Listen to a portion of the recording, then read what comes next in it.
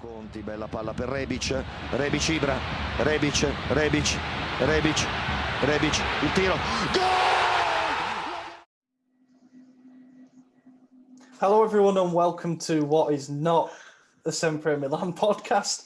I mean, kind of is, but it's a special episode that we've decided to record just to round off 2020, basically. Obviously, we can't recap everything that's happened in the year during a normal episode, so we decided to put together this special little spin-off segment, whatever, where we look back at some of the best and worst memories, players, all that kind of stuff from what has been certainly a very memorable year. I think we've only lost like twice in the league all year, three times in all competitions. It's been probably the most fun calendar year of the past 7 or 8 years following Milan. Which is kind of ironic with the year the rest of the world had. Mm-hmm. Yeah. God bless. No, I'm not going to say that. So yeah, we'll get straight into it. And I sent these two lads a list of things basically that we're going to roll through. So we'll see what we all came up with. So 2020 calendar year, not just this season. So it can be a game from the second half of last season as well, pre or post lockdown. We'll start with the best game. I will let Jan go first, and then you, and then I'll end. Milan versus Juve 4-2 for me. That was one of the best games I've seen in the second half, where we just completely beating Juve for me is just a massive thing. But the manner in which we did it, the way we came back, and that's also a point where I started to think, wow, we actually look like a really good team here. Like, Pioli has to keep his job. Mm-hmm. That was the same exact game that I was going to pick. That is the first time that I was like, all right, we are a football team and we can come back and, do something productive. And Ibra's presence was felt. He was in a fantastic run as well. Obviously, the first time around when we played that awful run of games against Napoli, Lazio, Juve. Yeah, Napoli, Lazio, Juve and Roma. Four out of 5 games. First time around when Pioli had just come in and struggled. Played well, but struggled in those games. And then we completely flipped it the second time around. And it was in that massive string of good results. To be different, I'll say beating Inter in the derby this season was good.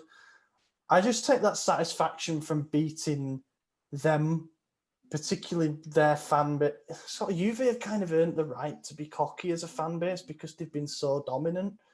Perhaps not on the European scene, whatever, but in the league, they can gloat all they want. However, Inter fans get way ahead of themselves. As we know, the November Scudetto has very much been a thing for them in the past couple of seasons. Love beating them as a result. And yeah, beating them with Zlatan scoring both goals was amazing. And I think that was another result where I thought, okay, we're actually serious this season and we can keep going. So I'm going to say that. Just be different. Worst game of the year? Inter 4, Milan 2.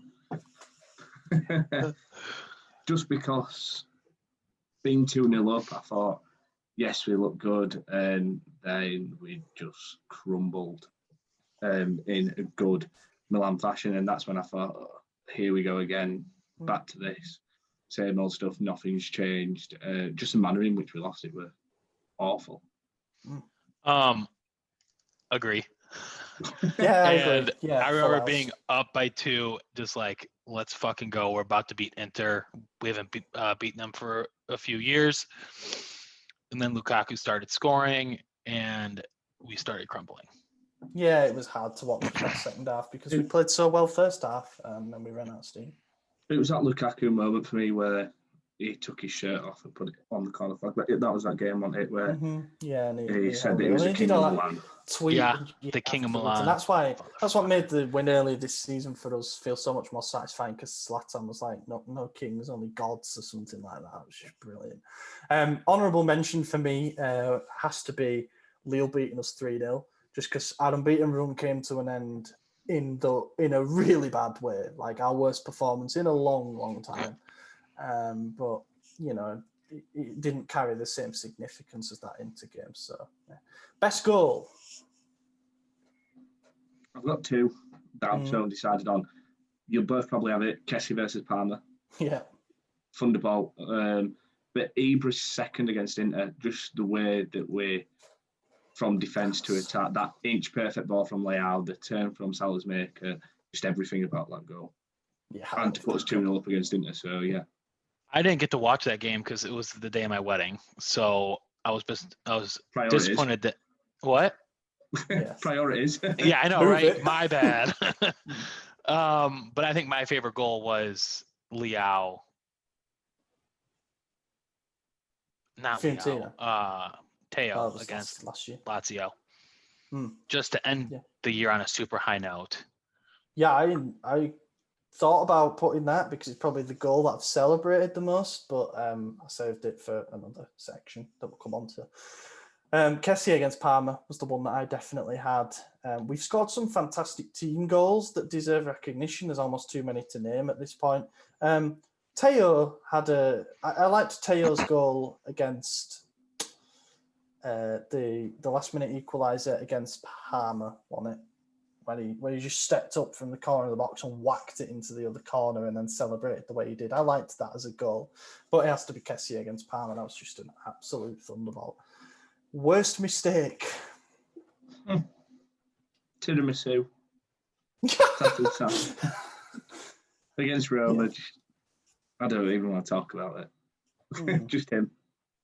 And that mistake from when he came out and he just completely missed it. He just had a bad game, didn't he? That goes down as the worst mistake. That's the one that sticks out the most for me all season. All year. I don't even know the name of the team, but the Europa League when we went into like 10 penalty kicks.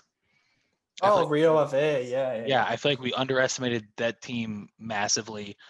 It wasn't just one mistake, but the entire game as a whole. Well, the mistake of starting Daniel Maldini up front, for example, in a position that he's never played. And yeah, that was a weird one. We did underestimate, and that's a good shout. For me, because I was going to say Tiramisu, Tatarasanu, I've actually forgotten his proper name. I'm going to not say that, and I'm going to say Krunic. Krunic starting holding midfield against Celtic as the mistake because he gave away the ball twice directly leading to goals, and that was a bad performance. That's the one that sticks out as the bad performance and the mistake. The best player. The whole team. No, not going to shag you, mate. Hakan or Ibra. Well, I know it's just a basic answer, but you look at Hakan, 31 goals and assists in the calendar year, it is pretty remarkable. And I don't think it's actually being talked about enough just because he's been used as a scapegoat over the last 3 or 4 years. I love the goalie, so I'm going to say Donnarumma. I feel like without him, we would have let in way more goals than we have. I should have maybe titled this the most important player, perhaps. But best player in terms of performances, I'm going to give it to Frank Yannick. I think because of him, Benacer obviously deserves a mention in this too, but we now have the best midfield double pivot in the league, if not, up there in Europe. And his performances, you have to remember in terms of, this might be a most improved award or whatever, but going into the January window, the one before, everyone was clamouring to sell him. Everyone was saying, get Tonali, sell this guy because he ain't up to it. And I don't think he's put a foot wrong since. I really, really think he's been absolutely outstanding throughout the entire year. So I'm going to give it to him. Yeah, I think Calabria's up there with that and all. Under the most improved bit, he's been, again, not talked about enough just because he's been used as a scapegoat. Teo, Hakan, Ibra. You can definitely make a case for Kier. 100%, but I've got something else. Teo, yeah, of course. There's so many. That's what's brilliant about it. Worst player. I feel harsh digging people out of this, but I'll put it. Yeah. Worst player. I've got 2, but I feel harsh because they haven't played. But when you look at the team, there's no one you can single out as our worst player. For me, it's either Masakio or Duarte, which again is harsh because they haven't done anything majorly wrong, but But you've got to put. If I've got to put someone, Who was your second one? Duarte. Yeah, I was gonna say Musacchio only because he got replaced so fast, and he has not even seen the light of being in the starting 11 or the bench. Yeah. I mean, I've just thought of it now, but I suppose you could put Paqueta in there, but again, it's just harsh. He was only there for 3 weeks. That's more of a 2019-2020 season type. Yeah, I was thinking about Piontek, but you can't. Yeah. Yeah, I mean, do you know what? Up until like 5 games ago, you might have even said Castillejo could be in there, but then he scored 3 in 4 games, and it's like, you can't pick him there. I love that Conte, because AJ talks shit about him every podcast, and then he just started scoring goals. Amazing. And now I think he's probably earned his backup right winger spot, to be totally honest. But anyway, I think you're picking between Musacchio, Duarte, Conte, but even then, Musacchio, we haven't seen a lot of. Conte were pretty good towards the back end of last season. Yeah, like he was actually in front of Calabria. So it's and then he got another injury, didn't he? So it's gonna have to be so hard to Musacchio. single someone out. The Musacchio beef, if you remember, all started from him allegedly refusing to come on as a sub in one game where Kier was injured. So we sent on Gabir instead for his debut. And that's where apparently the fallout all started. So I'm going to have to put him just on professional basis as well, you know. I forgot about that. Yeah, people did best signing. So this is a signing made in the January or the summer window of this year. Ibrahimovic. I'll give you that. Sorry, obviously. Gian, I jumped you there. The two standouts, obviously, Ibra and Kier, but I'm just to be different, I'm going to go with Salamanca. I think he doesn't get the praise he deserves, neither on the right wing. He's vital to our system. If you had someone like Suso there, we wouldn't be playing the same type of football that we are now. We wouldn't be as effective. Did he join in January? Yeah, he joined on loan, didn't he? For some reason, I thought he joined in the fall, like 2019. No, he joined January, and then we made it permanent. I think that's a great shout because best signing is subjective. You know, we knew Ibra was going to be mint. Oh, we assumed Ibra was going to be mint. Right. He had the track record, but we paid €7 million for Salamanca's, who is a guy who our scouting team discovered, who nobody knew anything about. Even Anderlecht fans were surprised. And he's become this important player for us, and now he must be worth double, treble that. So in terms of best signing as an investment, you can't really argue with that. Yeah, Sorry. No, I'm going Kier just because, well, Ibra's the most impactful without a doubt, but then Kier, again, nobody expected anything from him. He'd come off the back of a difficult spell at Atalanta, and he has become our leader at the back. And, you know, I just love him. I think he's an outstanding professional. And it's great that we showed the faith to bring him in the summer because he kind of went against our project. People forget that. Ibra was always the exception, but then we made another exception to get Kier, and then I think it's been repaid. And we bought him on the last day that we could, right? We redeemed his buyout clause. Yeah. Mm-hmm. Yeah. The other best signing for me is Pioli, actually keeping hold of him. Fantastic show. And not signing that German fraud Pokemon, whatever you want to call him, that Ralph Pokemon. He just sounds like a dodgy Pokemon, doesn't he? Like, just not bringing him in was probably one of our best signings, just having some continuity. Mm-hmm. Worst signing. Again, I feel a bit harsh, like digging them out on this. But I'm gonna say Rebic. 2020 Rebic. Signing Rebic in 2020. He hasn't done shit. I'm sorry, in the fall. There is a technicality that makes that correct in that we actually initially signed him in the previous summer, so that doesn't count. So it's since his signing in the summer. Since his signing in the summer. No, though he's still our top. he's still our top scorer. Was still our top scorer last season, and you've got to factor that in, I suppose. I see what you mean. But then he has been playing out of position, and now that he's back on the left, we're seeing still getting assists. He is. That's true. Tatu Asanu for me, worst signing. I didn't see the point in it. I thought we should have tried harder to keep hold of Begovic, who's a more solid backup in my eyes. But we've got Plizari out on loan at the minute, and I just don't understand why we didn't. Antonio down on rumour, man. Yeah, obviously there's not a rumour. Yeah, no. Go. No. We should never play him again, just so he keeps his record.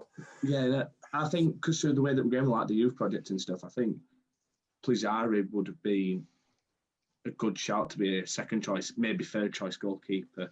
But is he going to want to? I don't think he'd want to stay here if he was going to be second choice because the kid's pretty good, right? He ain't amazing like everyone thought when he was sort of 17, 18. I think he struggled a bit in his loan spell last season, albeit in a bad team. But you know how Gigio was 6'5" when he was 16? Mm-hmm. Plizzari just hasn't really grown. And I know it should make a difference and stuff, but his frame hasn't really, I don't think he's kicked on quite how people expected. But don't get rid of him. Definitely don't get rid of him. I just think he's going to have his own aspirations of playing more consistent football, which is fair. We've done all right in the past with recruiting experienced deputy goalkeepers anyway, so we'll see. My worst signing, if I had to be different to Tatarusanu, and this is going to be controversial, Dalot. I don't think he's actually been that impressive at all. He had, and Christian, if he listens, he's going to kill me for this because he loves Dalot. But I think his only two good games have come against Sparta Prague in the Europa League. Case in point, he really struggled in the league against Genoa. He looks better on the left than he does on the right, which is good, but yeah, just not really. All the stuff came out in the summer about Fabrizio Romano saying how we're convinced we've got a real top talent for the future. We're going to discuss permanent deal. United don't want to lose him though because he's that good, blah, blah, blah. I don't think I've ever seen him more bang average fullback, he's not really looked to do an awful lot brilliantly, but still plenty of time for him to prove me wrong. And then final one. Oh yeah, this isn't really a one-off thing, but just 3 takeaways from the year. What 3 things would you say stand out from this year? Not moments, just in general. My first one would be trust in the manager, sticking with some continuity, not giving up on a project just because we've missed out on our goal. Like, if we'd have hired Ragnick, we wouldn't be this confident now, as what we are.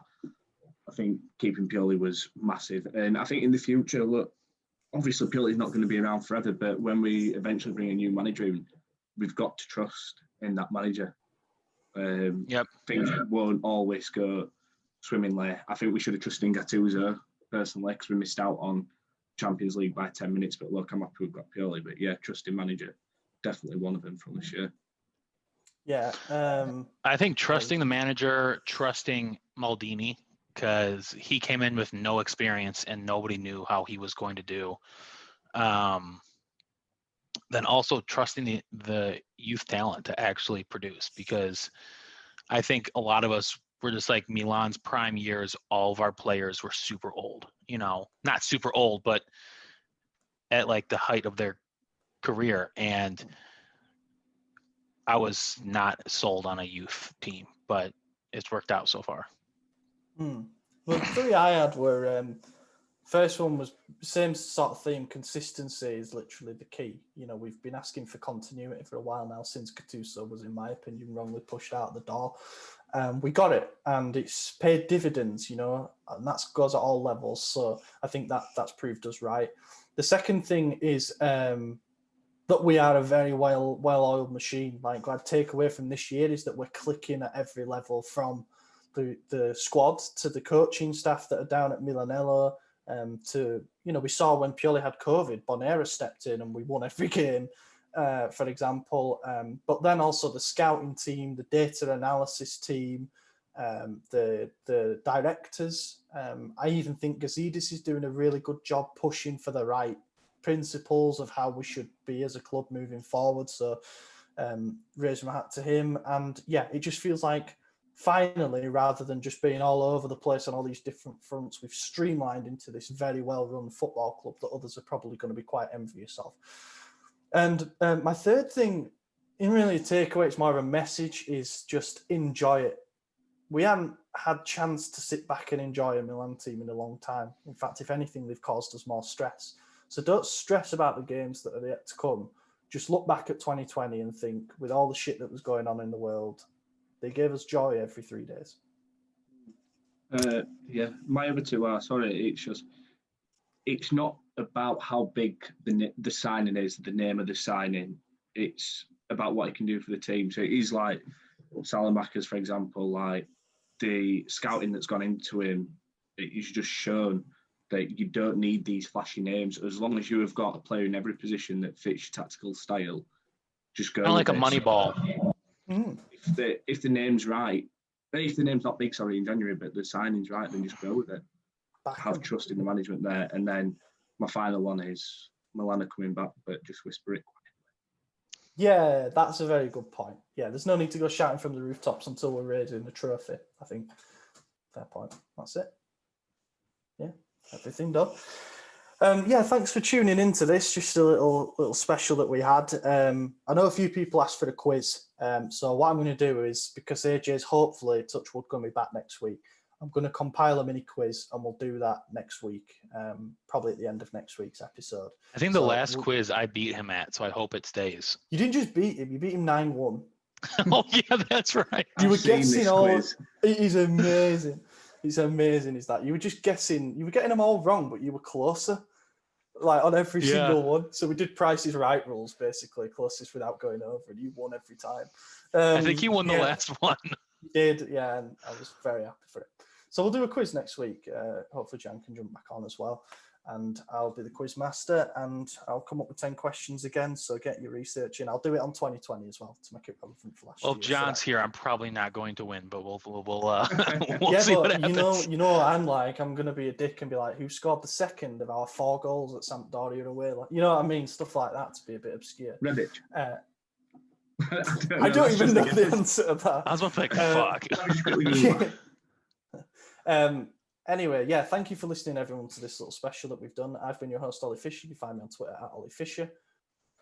Yeah, it was a great year for Milan in 2020, even though the rest of the world sucked. But if there's any fan base that deserved it more, it was us. You guys can follow me on Twitter at Edward__Toth.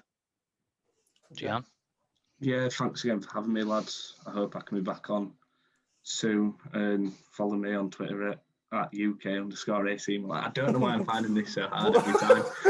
one time. You want to get just tattooed on your wrist or something, you just show it at the end of the video. Just there. Yeah, right. Yeah. And yeah, thanks for listening, everybody. And hope you had a fantastic 2020 following the team like we did. And let's hope that 2021 can bring brighter things off the field, I suppose. So yeah, thank you. And we will catch you in the next episode. I was about to wave goodbye. Like, see you later. Keep that at the end. Yeah, I did the outro thing because plan is to split this into 2 actual separate uploads. Andrea Conti, bella palla per Rebic, Ibra, Rebic,